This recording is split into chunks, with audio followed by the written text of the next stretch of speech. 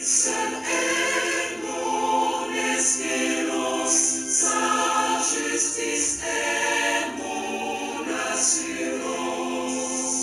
Il est devant Dieu mon appui, je n'en veux point d'autre que lui. Jésus est ma retraite sûre, le rocher en qui je m'assure, le rocher en qui je m'assure.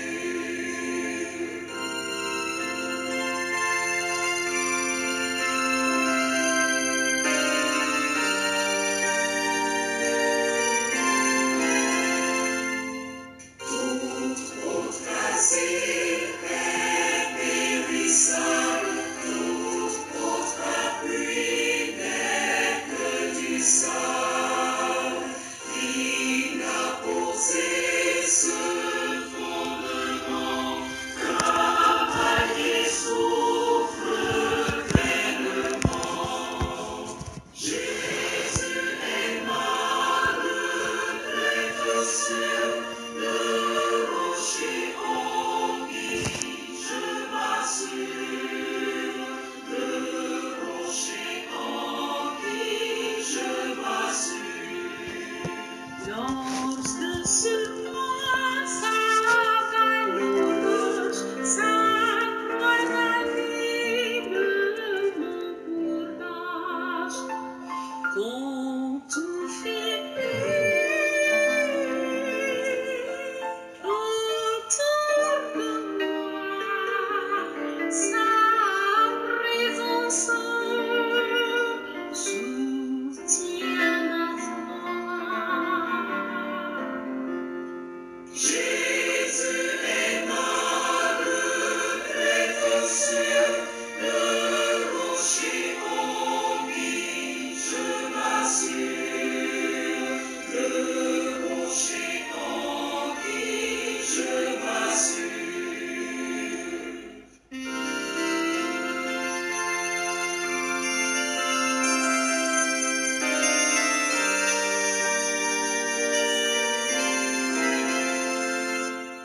Et quand la dernière tempête fondra terrible sur ma tête, comme lui m'accorde la j'en pleurerai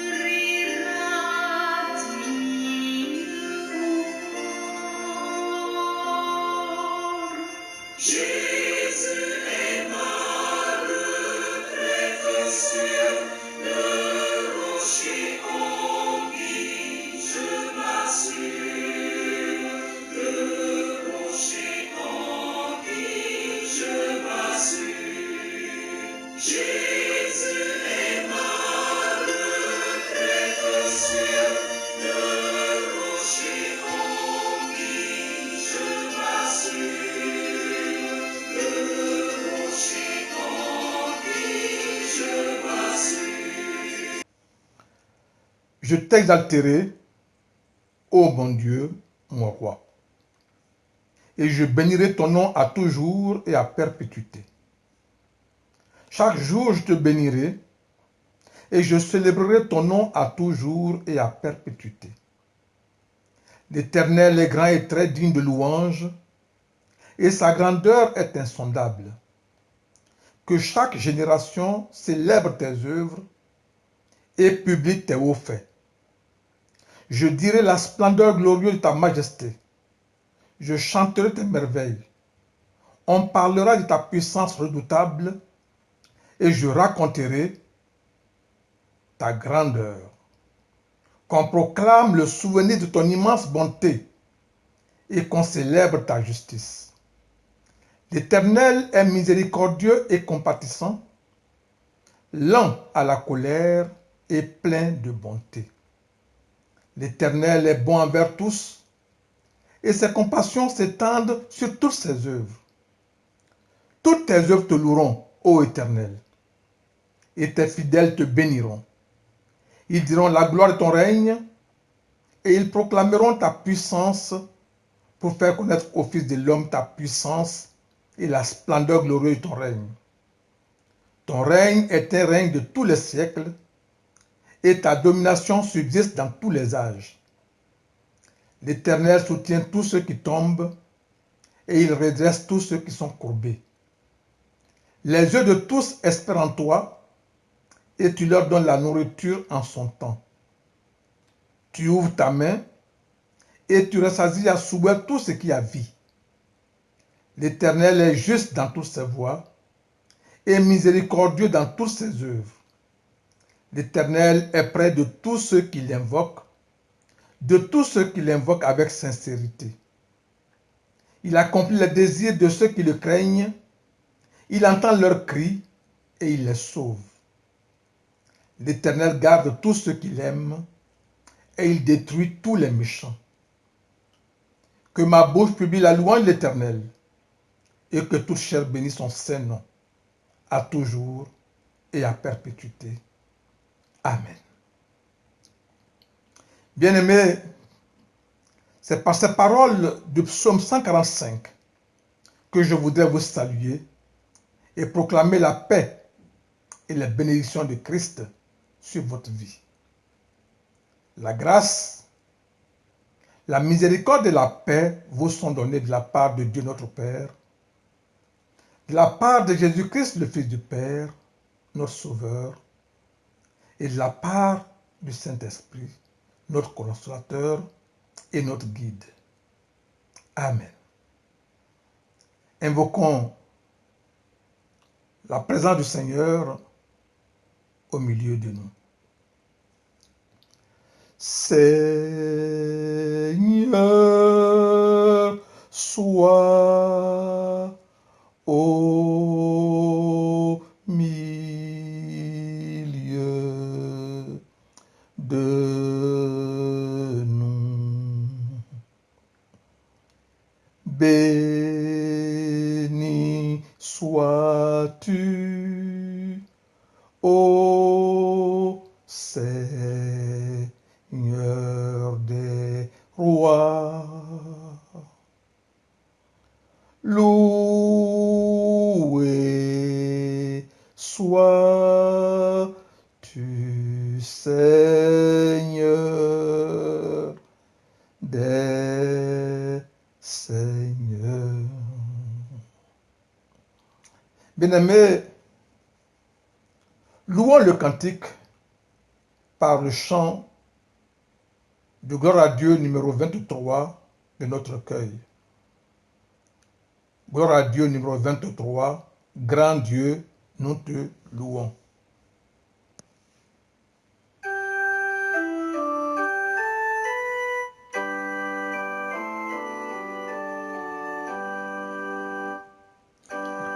Dieu, nous te louons, nous t'adorons, Seigneur, et nous voulons chanter un hymne à ton honneur.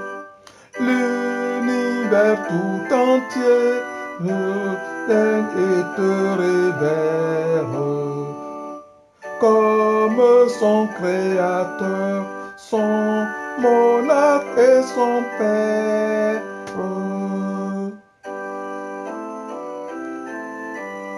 Oh, ta bonté, ta sagesse infinie et ta fidélité.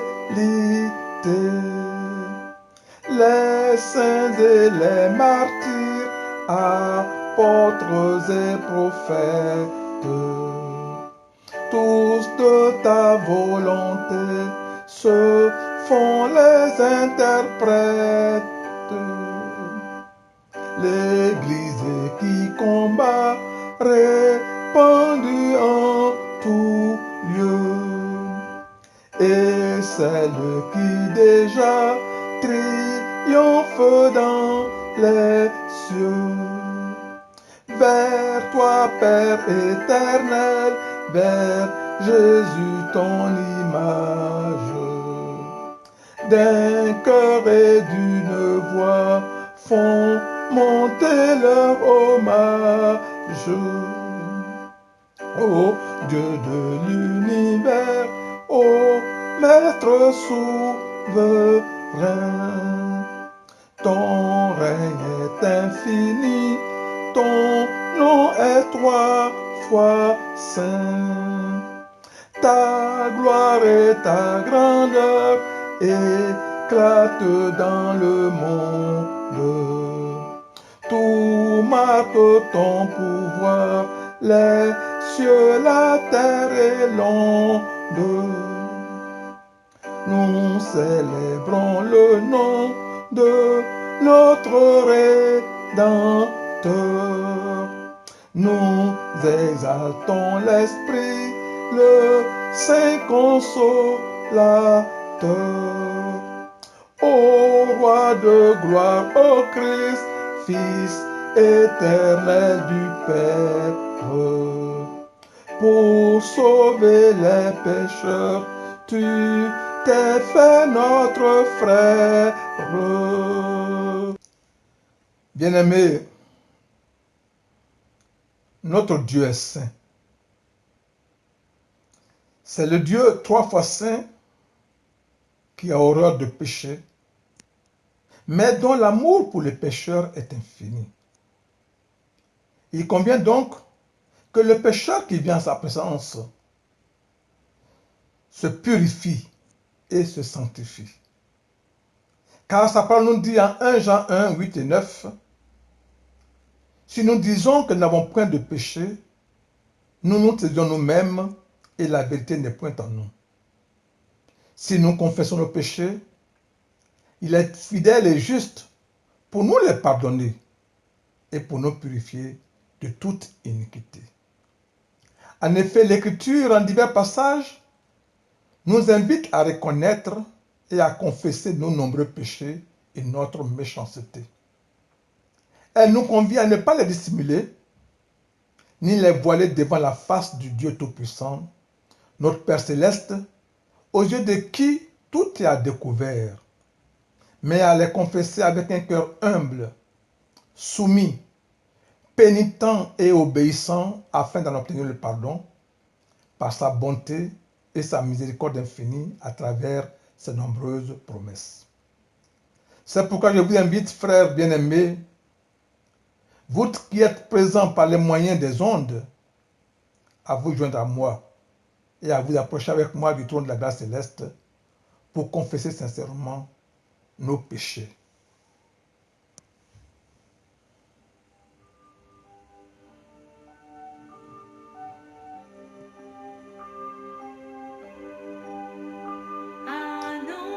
Moi l'allégresse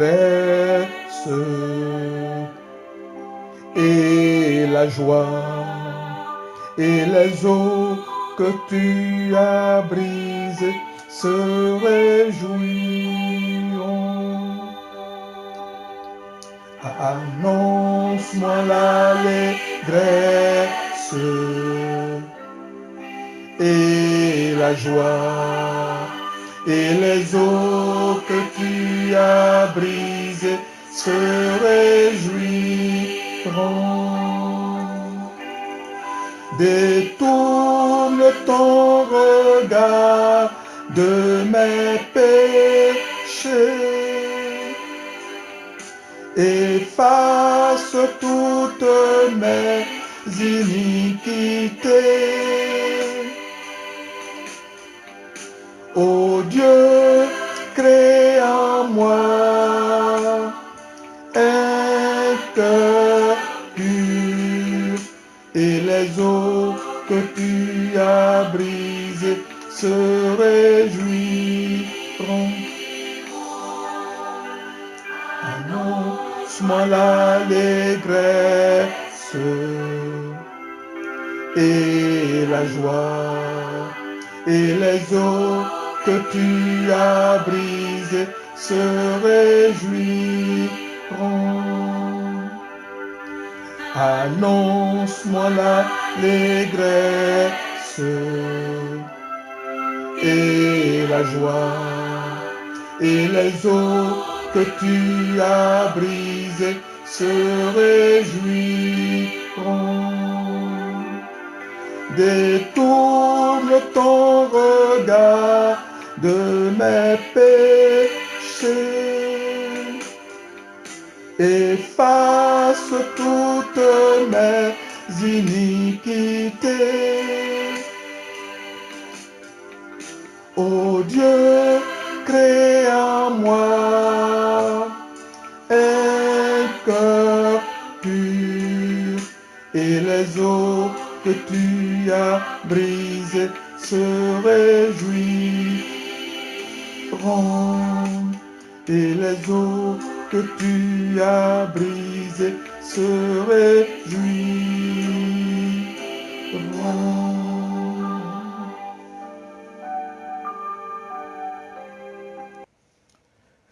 Prions Dieu.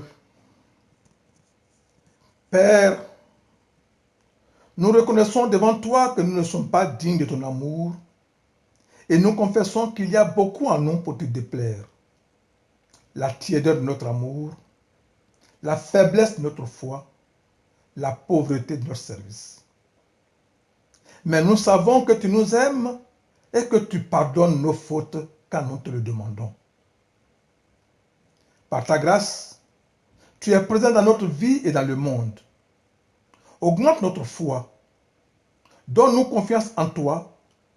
Appelle-nous à ton service et mets en nous, en notre cœur, l'assurance de ton pardon. Et donne-nous, à notre tour, la force et le courage de pardonner quand nous nous sentons offensés. Nous te remercions et nous te louons car tu acceptes toujours de recommencer avec nous. Père, nous voulons te dire notre désarroi devant la souffrance du monde et reconnaître notre responsabilité car notre manière de vivre ne transforme pas ce monde. Pardonne-nous d'agir comme des égoïstes et de ne pas aimer notre prochain. Pardonne-nous de t'aimer si mal, d'attendre toujours tes services au lieu de nous mettre à ton service. Pardonne-nous d'oublier que notre vrai bonheur est de t'aimer et de te servir en nous mettant au service de nos semblables pour ton compte. Accorde-nous ton pardon, qui nous procure la paix, la joie et la force. Nous te le demandons au nom de Jésus-Christ. Amen. Bien-aimés, dans la repentance de la foi, recevons maintenant les promesses de la grâce et l'assurance du pardon. C'est par la grâce que vous êtes sauvés, par le moyen de la foi. Et cela ne vient pas de vous, c'est le don de Dieu. Ce n'est point par les œuvres afin que personne ne se glorifie. Écoutons donc ces paroles de grâce. Que tous ceux qui se répandent dans la foi reçoivent du Seigneur Jésus-Christ l'assurance de son pardon. Mon enfant, tes péchés te sont pardonnés. Va et ne pêche plus. Bien-aimés, pardonnés par le Seigneur,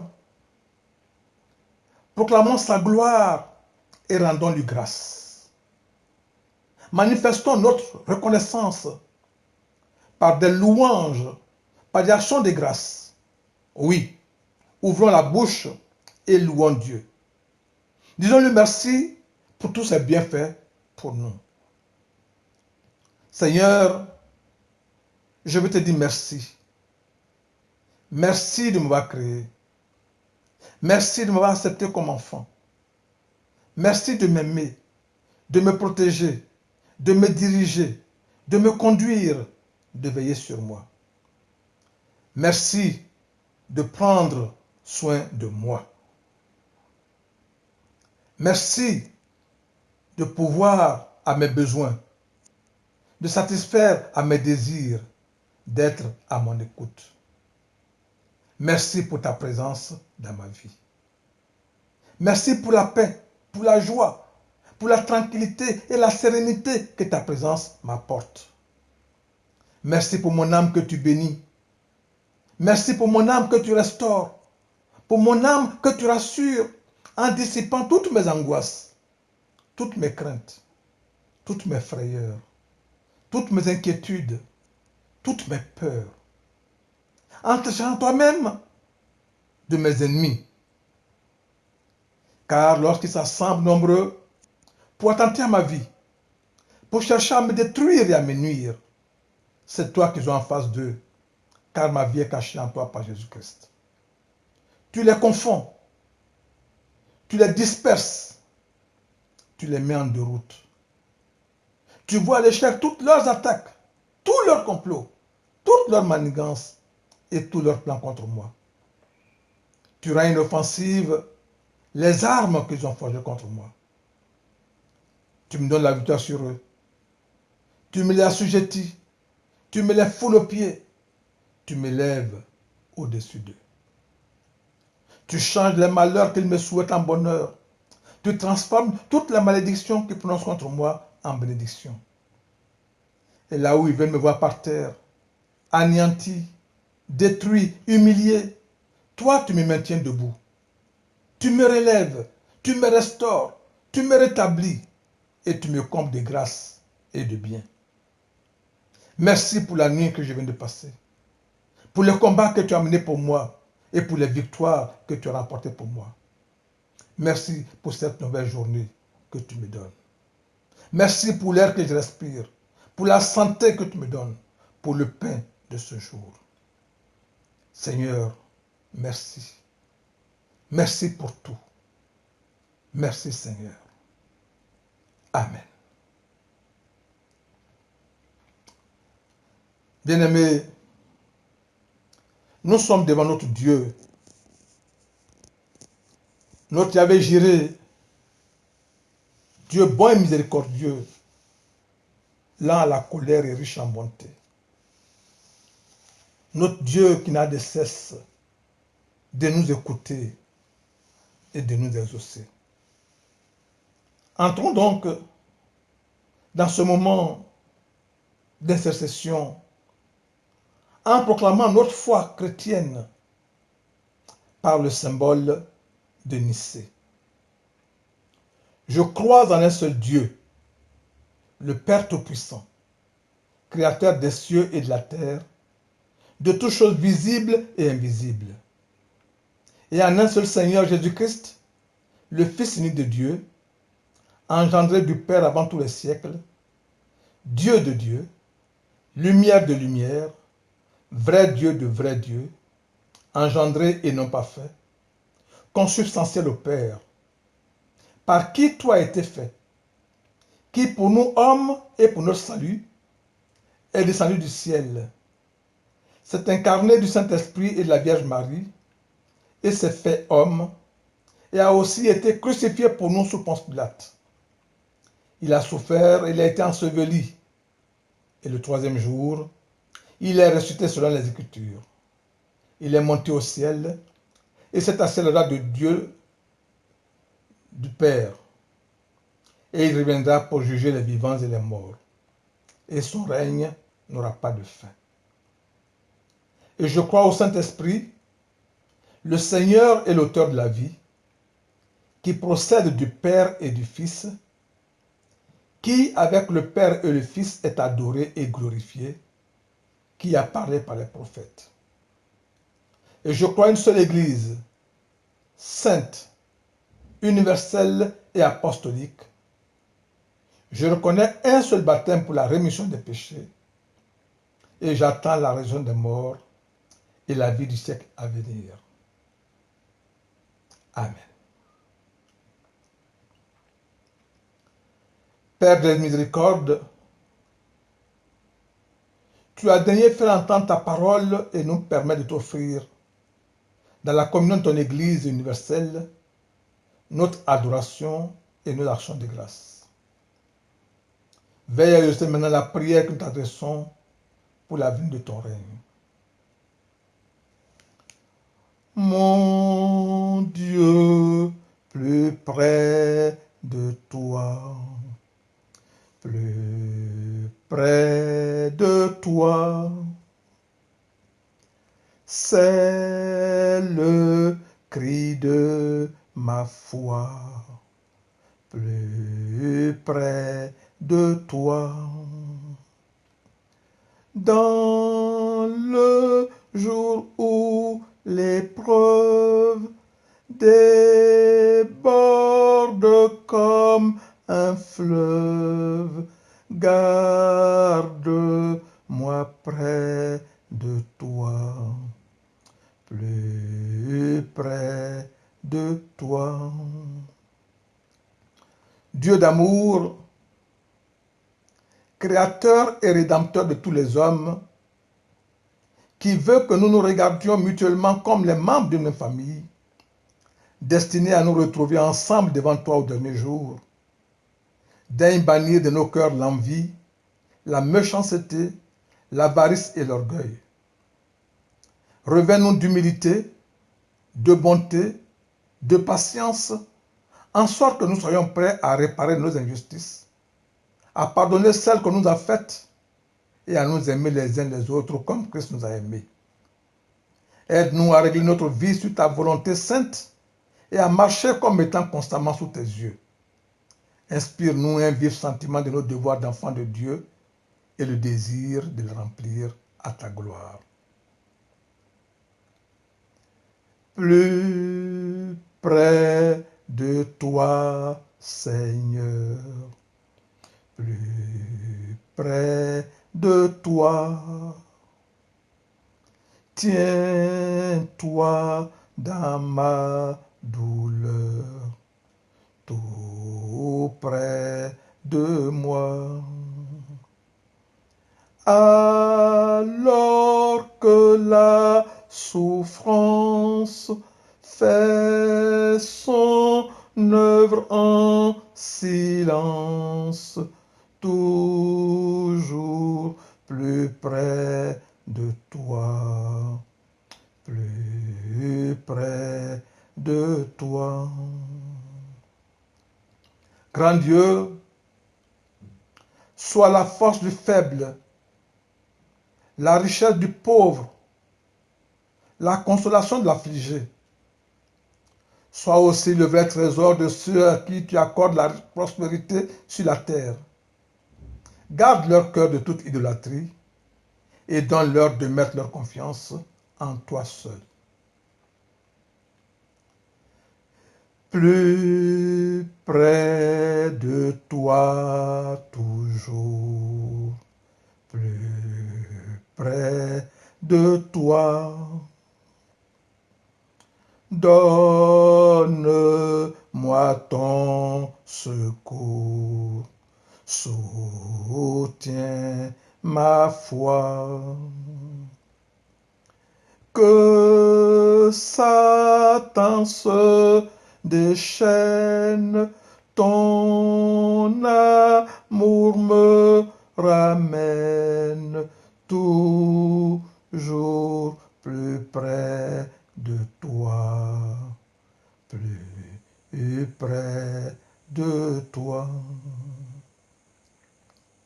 Ô Dieu, aie pitié des pécheurs endurcis. Touche leur cœur, délivre-les des chaînes de la servitude et introduis-les dans la famille rachetée. Viens en aide à ceux qui sont dans l'angoisse et dirige les regards des mourants vers le Sauveur qui a donné sa vie pour nous sur la croix. Souviens-toi, Seigneur, de ton Église répandue à travers le monde. Fais-la grandir en nombre, en qualité et de la foi. Soutiens tes serviteurs. Souviens-toi des sans-abri, des sans-papiers, des sans-emploi. Pourvois et subviens à tous leurs besoins selon ta grande dispensation. Souviens-toi des familles en difficulté, des couples désunis. Souviens-toi particulièrement de toutes les personnes qui, dans le secret de leur cœur, t'adressent des prières pour eux-mêmes ou en faveur d'autres personnes. Souviens-toi des malades. Souviens-toi particulièrement de ceux qui sont frappés en cette période par cette pandémie du Covid-19. Nous t'invoquons au nom et de la communion de Jésus-Christ, ton Fils, notre Seigneur. Amen. Bien-aimés, nous n'avons pas la prétention ici de dire tout ce que nous avons sur le cœur. Mais nous savons que l'Esprit en nous, le Saint-Esprit que nous connaît, c'est nos besoins qu'il fait monter au Père par des soupirs. C'est pourquoi nous allons résumer ici toutes les requêtes que nous avons présentées et celles que nous avons omises par la prière que le Seigneur Jésus-Christ lui-même nous a enseignée en disant: Notre Père qui es aux cieux, que ton nom soit sanctifié, que ton règne vienne, que ta volonté soit faite sur la terre comme au ciel. Donne-nous aujourd'hui notre pain de ce jour. Pardonne-nous nos offenses, comme nous pardonnons aussi à ceux qui nous ont offensés. Et ne nous laisse pas entrer en tentation, mais délivre-nous du malin. Car c'est à toi qu'appartiennent le règne, la puissance et la gloire au siècle des siècles. Amen. Frères et sœurs en Christ, nous allons glorifier le Seigneur par le gloire à Dieu numéro 475, quand la Bible est ici-bas, pour nous préparer à écouter la parole de Dieu.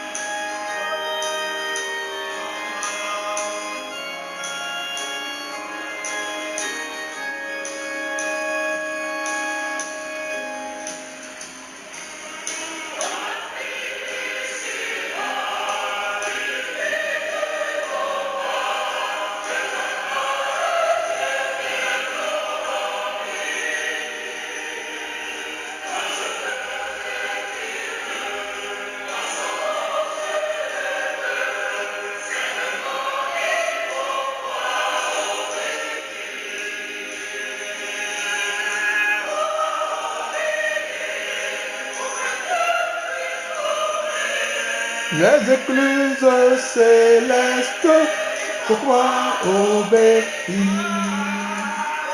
obéir, pour que Dieu puisse ouvrir les écluses célestes, il faut croire, obéir.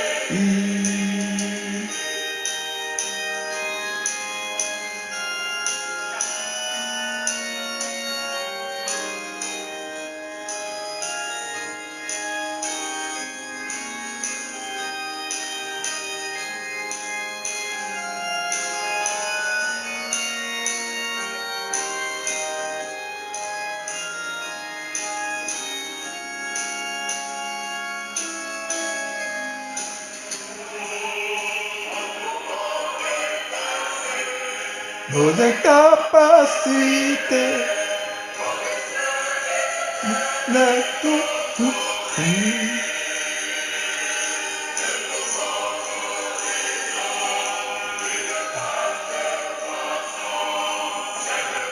il faut croire, obéir, croire, obéir, pour que Dieu puisse ouvrir les écluses célestes, il faut croire, obéir, pour que Dieu puisse ouvrir les écluses célestes. Il faut croire, obéir.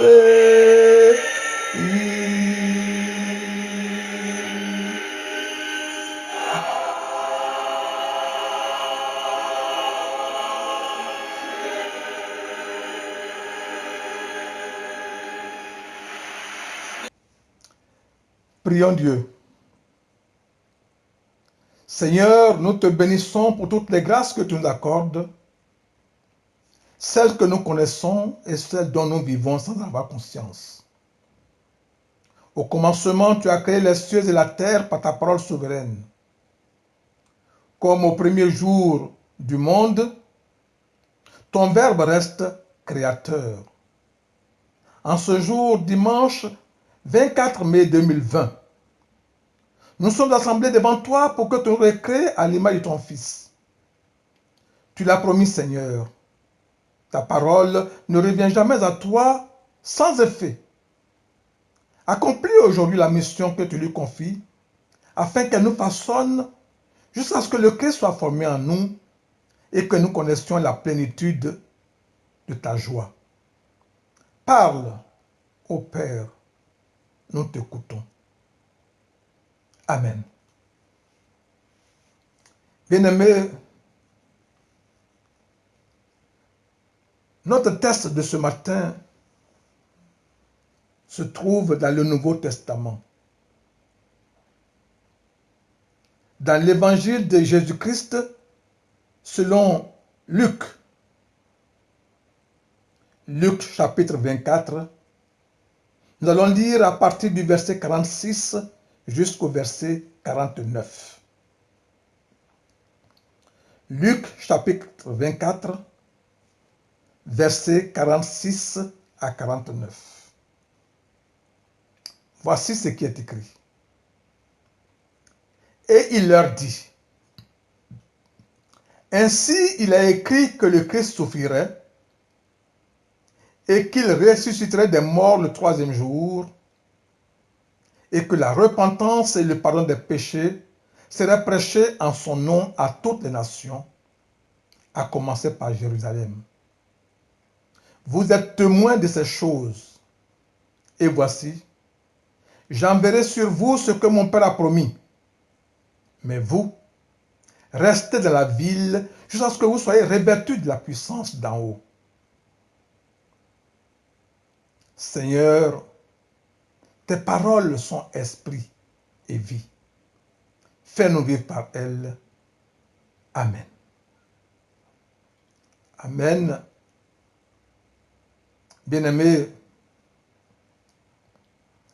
nous allons chanter le Gloire à Dieu numéro 362.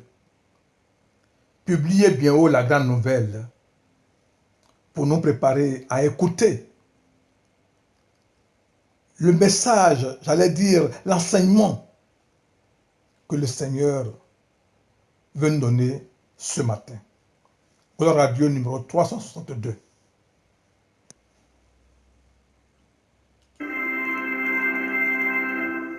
Publiez bien haut la grande nouvelle, le ciel est offert à tout être humain.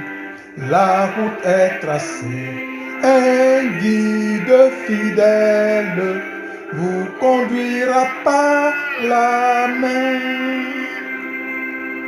Le salut pour tous, le salut par grâce, à tous est offert, à tous est donné. Oh, venez pécheurs, venez, le temps passe, et vous serez pardonnés.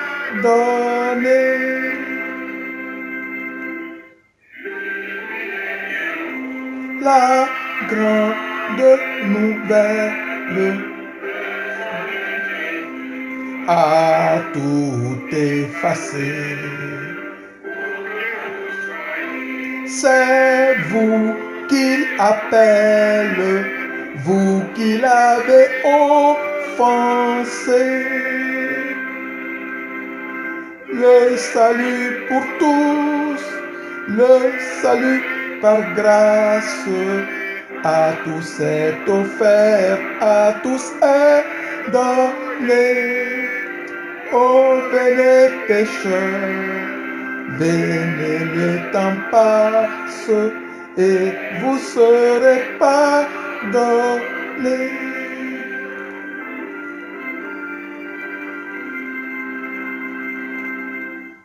Publiez publiez bien haut la grande nouvelle, au long comme au près, faites-la courir.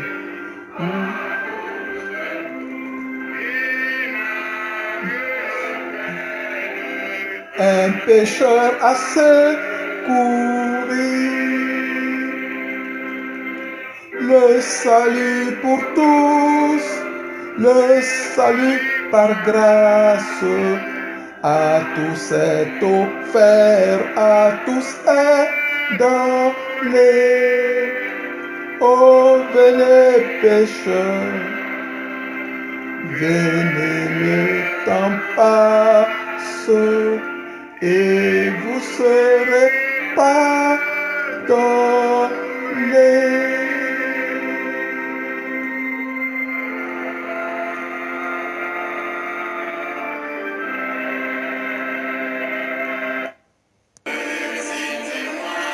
L'histoire de l'amour de Jésus. Parlez-moi de la gloire qu'il promet aux élus. J'ai besoin qu'on m'instruise, car je suis ignorant.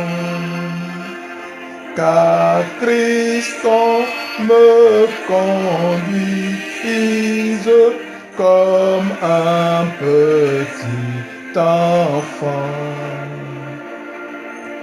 Redites-moi l'histoire, redites-moi l'histoire, redites-moi l'histoire de l'amour de Jésus. Dites-moi l'histoire de la crèche à la croix. Éveillez ma mémoire, oublieuse parfois. Cette histoire si belle, oh, simplement, jour nouvelle, et là souvent. Redites-moi l'histoire, redites-moi l'histoire, redites-moi l'histoire de l'amour de Jésus.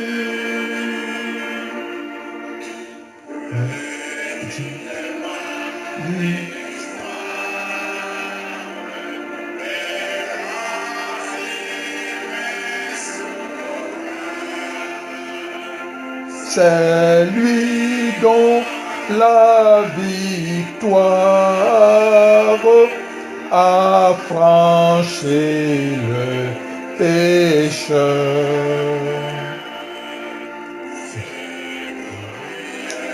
Message, oh, redites-le-moi, parce que je perds courage lorsque faiblit ma foi. Redites-moi l'histoire,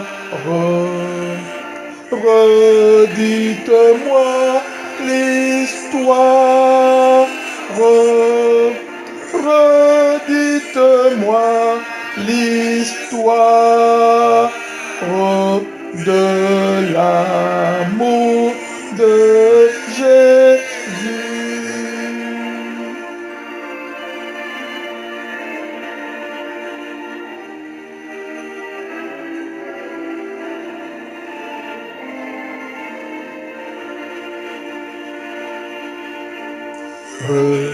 Redites-moi l'histoire quand le monde trompe, me vend sa vaine gloire au prix de mon bonheur. Et quand loin de la terre, je prendrai mon essor, enfermant la paupière, que je l'entende encore. Redites-moi l'histoire, redites-moi l'histoire, redites-moi l'histoire de l'amour de Jésus.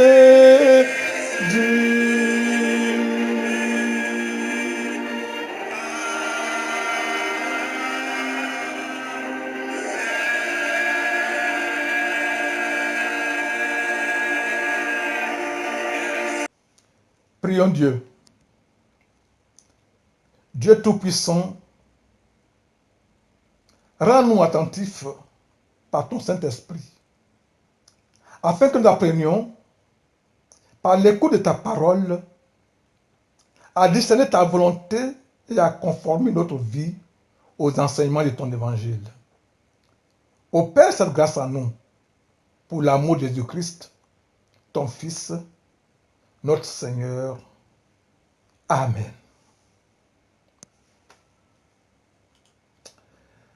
Frères et sœurs bien-aimés, je vous salue dans le précieux nom de notre Seigneur et Sauveur Jésus-Christ. En ce 7e dimanche après Pâques, l'Église nous invite à méditer le thème suivant: la mission efficace avec la puissance d'en haut. Pour nous aider dans notre réflexion, nous avons pris appui sur le passage de Luc 24, versets 46 à 49 que nous avons lu. Bien-aimés, ce chapitre 24 de l'évangile de Jésus-Christ selon Luc, d'où est notre texte, est tout entier consacré à la résurrection et aux apparitions de Jésus-Christ ressuscité. La résurrection elle-même n'est pas décrite. Elle y est seulement évoquée par ses conséquences et par l'expérience de foi que ces conséquences suscitent. Notre thème se situe juste après la résurrection. Jésus-Christ ressuscité est d'abord apparu à quelques femmes, dont Marie de Magdala, Jeanne, Marie mère de Jacques et bien d'autres encore non nommés, qui étaient partis au tombeau pour l'embaumer, selon Luc 24, 10. Ce sont les premières personnes que Jésus ressuscité déjà met en mission pour aller informer les disciples de sa résurrection, selon Jean 20, le verset 17. Jésus est ensuite apparu à 2 disciples avec qui il a cheminé sur la route d'Emmaüs. Il est enfin apparu, et c'est cette partie qui nous intéresse aujourd'hui, à ses disciples réunis dans une chambre. Le discours qu'il leur fait commence par un enseignement qui va les conduire à la foi et déboucher sur leur mise en mission avec la promesse du don de l'Esprit bien que cela ne soit pas ici explicitement indiqué. Pour le développement de notre thème, je vous propose un plan en 4 points. Premier point, au verset 46, nous notons que la base sur laquelle reposera cette mission de proclamation de la grâce, c'est les souffrances, la mort et la résurrection de Jésus-Christ. Deuxième point, dans les versets 47 et 48, le Seigneur inaugure l'évangile actuel de la grâce. Il donne aux disciples l'autorité, le fondement et les conditions et toute la portée de son ministère. Troisième point, le verset 49 nous donne enfin un quatrième renseignement important. Le don à venir du Saint-Esprit en tant que puissance pour accomplir la mission dont il est question. Quatrième point, quelle application pour nous? Grand 1, verset 46. Et il leur dit, ainsi il a écrit que le Seigneur souffrirait et qu'il ressusciterait les morts le troisième jour. Ainsi il a écrit que le Christ souffrirait et qu'il ressusciterait des morts le troisième jour. Bien-aimé, il a écrit que Jésus doit souffrir et qu'il ressusciterait des morts. C'est lui, l'homme de douleur. Mais pourquoi Jésus devait-il souffrir? Les souffrances de Jésus-Christ ont clairement été annoncées par le prophète Ésaïe. Méprisé et abandonné des hommes, homme de douleur et habitué à la souffrance, semblable à celui dont on détourne le visage, nous l'avons dédaigné. Nous n'avons fait de lui aucun cas. Cependant, ce sont nos souffrances qu'il a portées. C'est de nos douleurs qu'il s'est chargé. Et nous l'avons considéré comme puni, frappé de Dieu et humilié. Mais il était blessé pour nos péchés, brisé pour nos iniquités. Le châtiment qui nous donne la paix est tombé sur lui. Et c'est par ses meurtrissures que nous sommes guéris. Ésaïe 53, versets 3 à 5. Ces souffrances sont matérialisées par la torture physique, manifestation de la haine et de la cruauté de l'humanité, qui fait partie de la punition divine que Jésus devait subir pour nos péchés.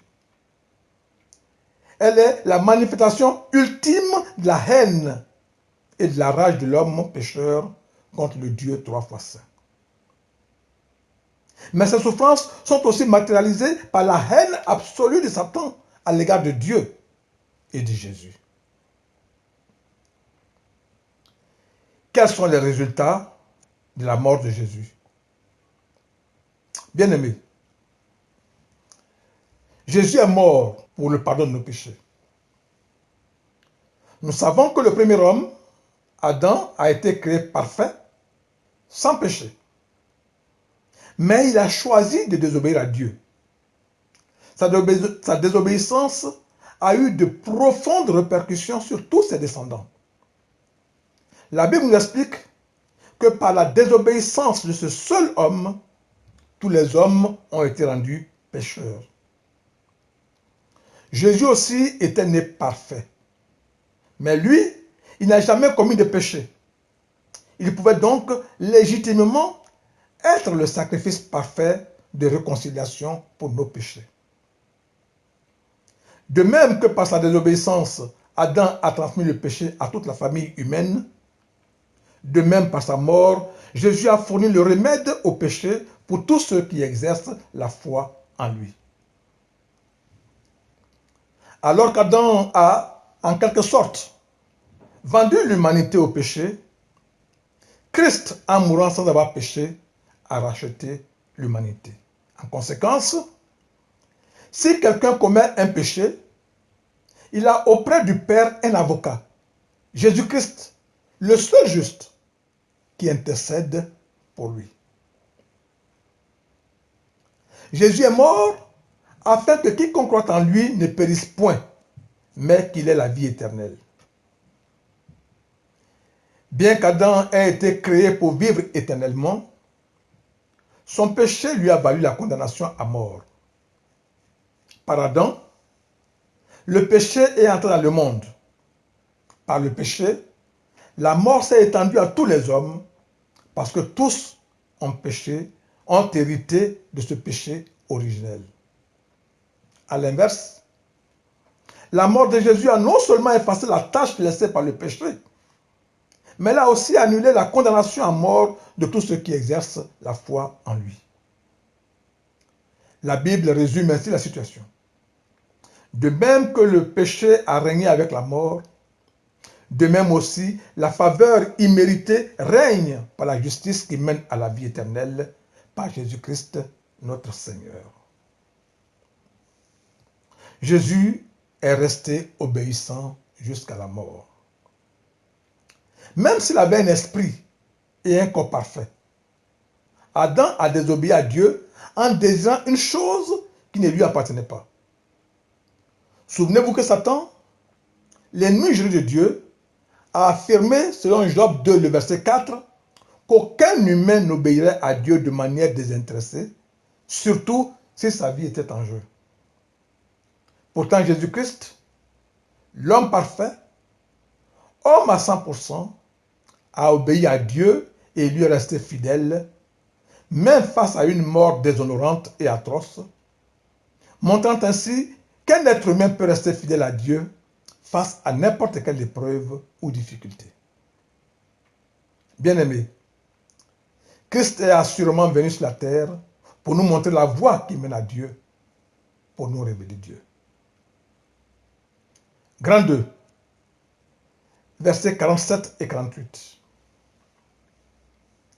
Et que la repentance et le pardon des péchés seraient prêchés en son nom à toutes les nations, à commencer par Jérusalem. Vous êtes témoins de ces choses. Ces deux versets sont complémentaires. Le premier représente la base de la mission, la repentance et le pardon des péchés. Tandis que le second est la raison ou la justification de cette mission. Rendre témoignage. Jésus en appelle ici, pour une dernière fois de sa vie terrestre, à l'autorité des Écritures pour faire comprendre aux disciples qu'il était nécessaire que tout ce qui avait été écrit sur lui soit accompli. Et pour leur révéler la venue de son règne et le rôle qu'ils auront à jouer pour l'avènement de ce règne. Ils devront prêcher en son nom, c'est-à-dire sous son autorité, la repentance et la rémission des péchés. Cet évangile devra être annoncé à toutes les nations, en commençant par Jérusalem, cette ville qui est coupable de la mort de tous les prophètes et du Messie, et qui sera le point de départ du règne de Dieu et de l'extension de ce règne, tel qu'il est annoncé dans les Écritures. Bien-aimés, Jean-Baptiste avait prêché la repentance seulement au peuple d'Israël, disant que le royaume des cieux s'est approché, annonçant que le roi allait venir pour nettoyer son aire. Comme le roi a été rejeté, le jugement allait tomber sur la nation coupable. Aujourd'hui, la repentance, œuvre qui s'opère dans le cœur et la conscience du coupable, pour l'amener à reconnaître son état de péché et la rémission des péchés, sont prêchés ensemble. C'est-à-dire que, alors que hier Jean-Baptiste prêchait seulement la repentance, parce que le jugement allait venir, aujourd'hui, les disciples sont invités à prêcher qu'il faut reconnaître que le jugement est mérité, c'est la repentance, mais ils doivent ajouter que ce jugement a déjà été exercé sur un innocent, sur le Sauveur à la croix, donnant droit à la rémission des péchés, c'est-à-dire à la justification pour celui qui reconnaît Christ comme son Seigneur et son Sauveur. Le salut pour tous Le salut par grâce, comme nous venons de le chanter, à tous est ainsi offert, à tous est ainsi donné. Il a commencé par les plus coupables à Jérusalem, par l'intercession de Christ lorsqu'on le crucifiait. Père, pardonne-leur, car ils ne savent pas ce qu'ils font. Le dessein de Dieu étant qu'aucune de ces créatures humaines ne périsse, il fallait que la grâce de Dieu soit universelle. L'évangélisation doit donc atteindre tous les hommes dans le monde entier. Grand 3, verset 49. Et voici, j'enverrai sur vous ce que mon Père a promis, mais vous, restez dans la ville jusqu'à ce que vous soyez revêtus de la puissance d'en haut. Bien-aimés, ces choses dont les disciples sont témoins, ce sont tous les grands faits évangéliques, tout le ministère terrestre de Jésus-Christ jusqu'à sa mort et sa résurrection.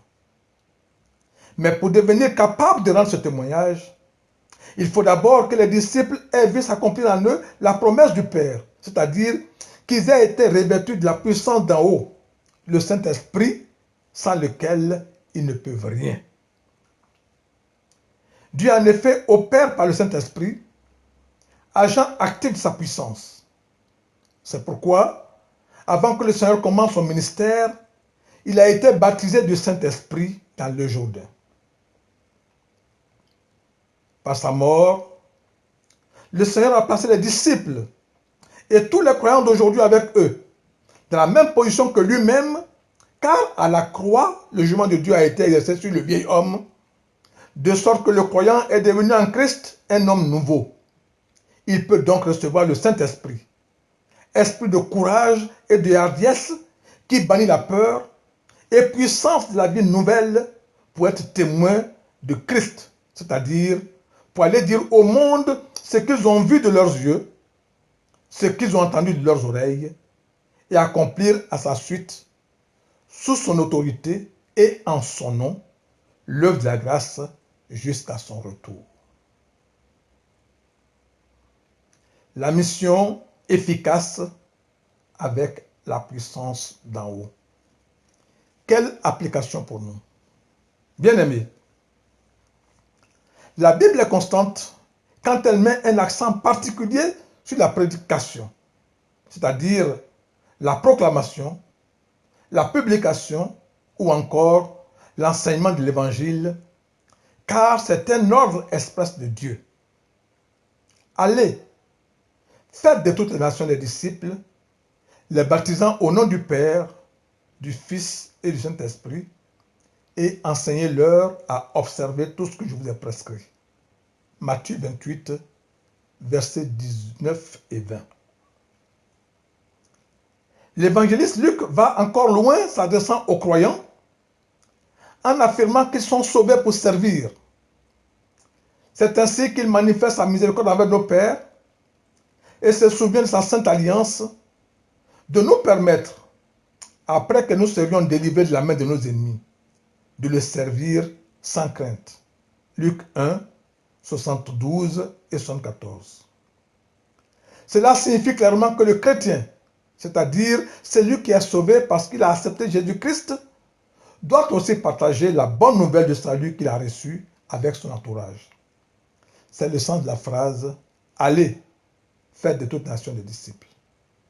C'est le sens de la mission.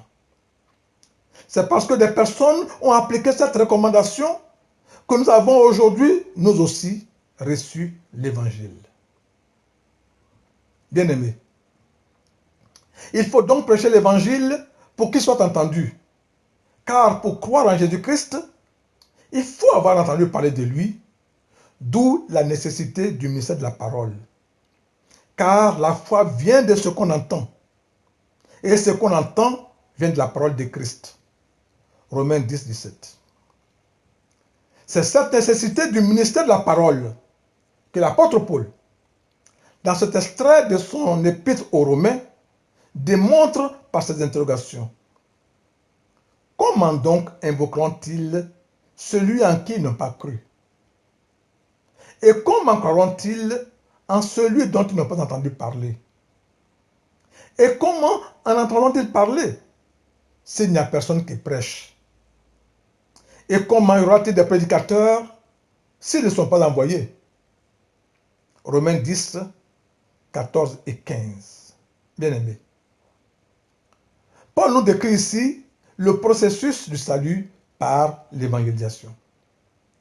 Envoyer des prédicateurs pour prêcher. Prêcher pour être entendu. Entendre pour croire. Croire pour invoquer celui qui sauve. Envoyer des prédicateurs pour prêcher implique la mobilisation de moyens, de gros moyens, surtout financiers. Le chrétien doit, par obéissance à Jésus-Christ dont il est imitateur, s'impliquer activement pour la mission par toutes les dispensations, c'est-à-dire par tous les moyens que Dieu a gracieusement mis à sa disposition.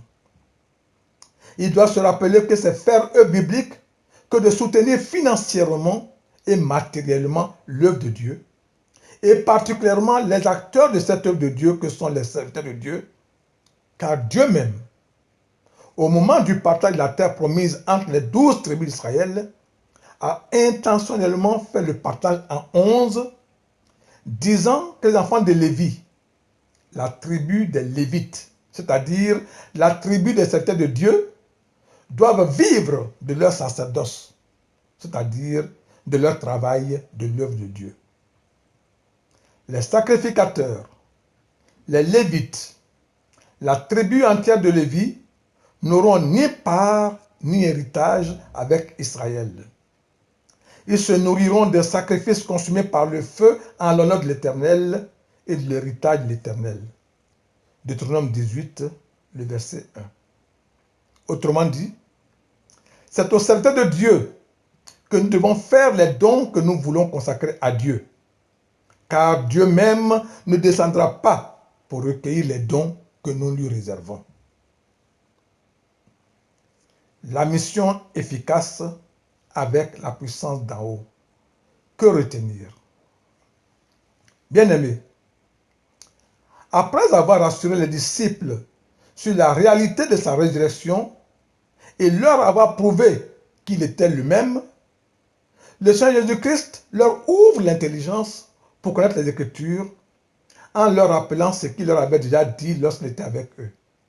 Il fallait que toutes les choses écrites sur lui dans la loi de Moïse, dans les prophètes et dans les psaumes soient accomplies. En conséquence de la mort et de la résurrection de Christ, et parce que le Seigneur leur a ouvert l'esprit pour la compréhension des Écritures, et parce qu'ils ont été témoins du ministère terrestre de Jésus-Christ, de sa mort et de sa résurrection, la mission qu'il leur confie est de ne plus parler de la loi, car Christ a accompli toute la loi. Mais ils doivent prêcher la repentance et la rémission des péchés au monde entier en son nom. Chrétien, Dieu t'invite aujourd'hui à être son témoin, c'est-à-dire à t'engager pour la mission, non seulement en proclamant sa parole autour de toi, mais aussi en soutenant activement son œuvre par les moyens dont il te bénit. Lève-toi donc et avec la chorale constituée par les ministres de la parole, demande à Dieu de t'investir par son esprit afin que tu puisses aussi chanter. Envoie-moi, mon sauveur, envoie-moi et j'irai. Envoie-moi, mon sauveur, envoie-moi et j'irai. Envoie-moi, mon sauveur, envoie-moi et j'irai. Envoie-moi, mon sauveur, envoie-moi et j'irai. Mon Dieu, je suis prêt à proclamer ta parole. J'ai besoin de ta force et de ta sagesse. Je proclamerai ton nom, je proclamerai ton nom. Envoie-moi, mon sauveur, envoie-moi et j'irai. Mon Dieu, je suis prêt à proclamer ta parole. J'ai besoin de ta force et de ta sagesse. Je proclamerai ton nom, je proclamerai ton nom. Envoie-moi, mon sauveur, envoie-moi et j'irai. Qu'il en soit ainsi, Au nom de Jésus-Christ. Amen. Méditons en silence ce message. Laissons-nous pénétrer par ce message. Et demandons au Seigneur de nous rappeler par son esprit, afin de nous donner le courage, la force, de nous lever et d'aller proclamer sa parole, d'aller parler de lui autour de nous, de rendre témoignage de ce qu'il a fait pour nous, autour de nous, afin que d'autres aussi viennent à Christ. Et soutenons son œuvre. Mettons les moyens qu'il nous donne à sa disposition. C'est en cela qu'il nous bénit. Que nous ne soyons pas des réservoirs, mais que nous soyons des dispensateurs des bénédictions qu'il nous donne. Amen. Bien-aimés, nous allons terminer cette rencontre, ce moment de louange et d'adoration, par le cantique numéro 518 de notre recueil Gloire à Dieu. Gloire à Dieu numéro 518, écoutez l'appel du berger.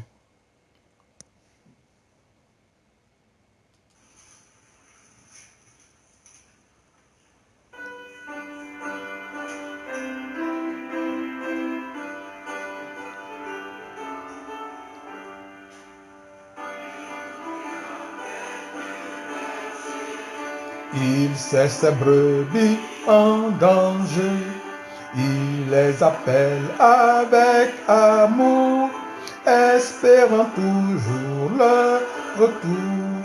Cherchons-les, savons-nous le prix d'une âme? Cherchons-les, le bon berger les réclame. De faim, les brebis appellent en vain. Jésus nous veut pour les sauver. Qui va l'aider à les trouver? Cherchons-les, savons-nous le prix d'une âme? Cherchons-les, le bon berger les réclame. Comptez sur nous, ne voulons-nous pas aller tous dire à tous ceux qui sont perdus que nous les voulons pour Jésus. Cherchons-les, savons-nous le prix d'une âme? Cherchons-les, le bon berger les réclame.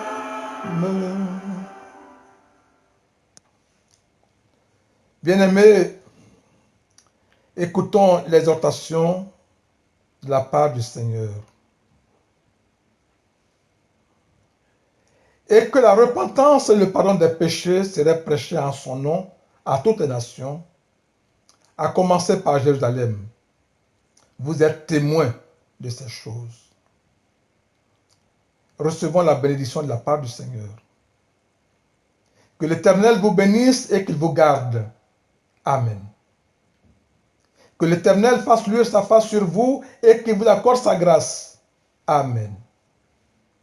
Que l'Éternel tourne sa face vers vous et qu'il vous accorde sa paix. Amen.